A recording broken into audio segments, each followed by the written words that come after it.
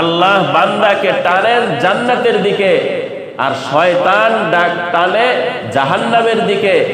তো এবার দেখতে হবে যে আমি কোন টানে কোন ডাকে সাড়া দিব।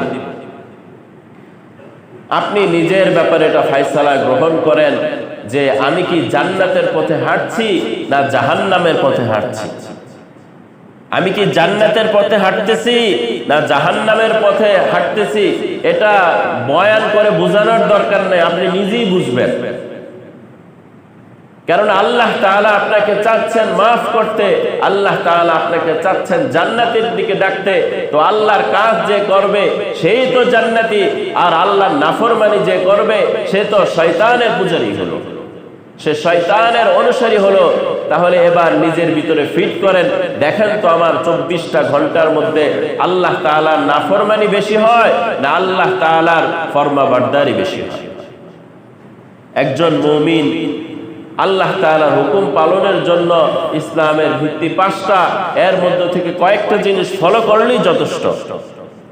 কালিমা, এটা শেখার জন্য কি কয়েক কোটি টাকার প্রয়োজন?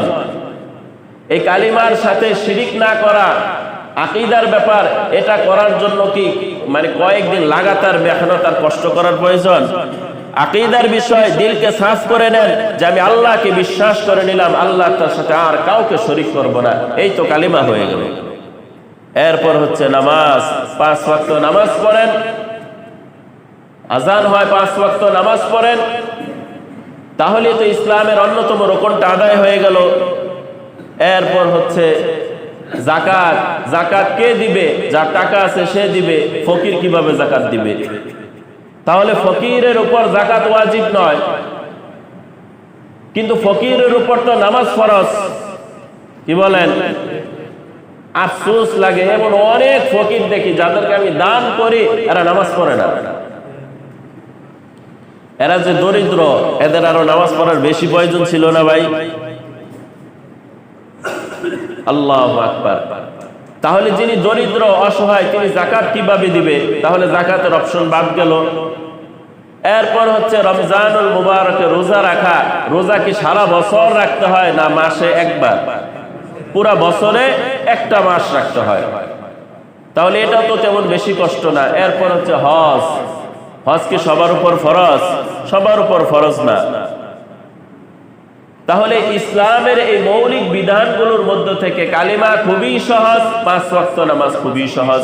কালিমা ঠিক রাখেন, 5 ওয়াক্ত নামাজ পড়েন, আপনি গরিব, আপনার যাকাতও কাটা গেল, আপনি গরিব, আপনার হজও কাটা গেল।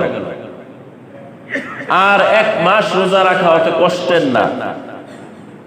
তাহলে জান্নাতে যাওয়ার জন্য এগুলো যদি কয়েকটা জিনিস ফলো করেন তো আল্লাহর খাতায় আপনি মুমিন হিসাবে উঠে যাবেন। কেননা হাদিসের মধ্যে রয়েছে, যে ব্যক্তিকে দেখো মসজিদের সাথে তার যাতায়াত, তোমরা জেনে রাখো ওই ব্যক্তি মুমিন। তোমরা তাকে মুমিন সম্বোধন করতে পারবা যার যাতায়াত কোথায় রয়েছে? মসজিদে রয়েছে, তো তাকে মুমিন বলা যাবে।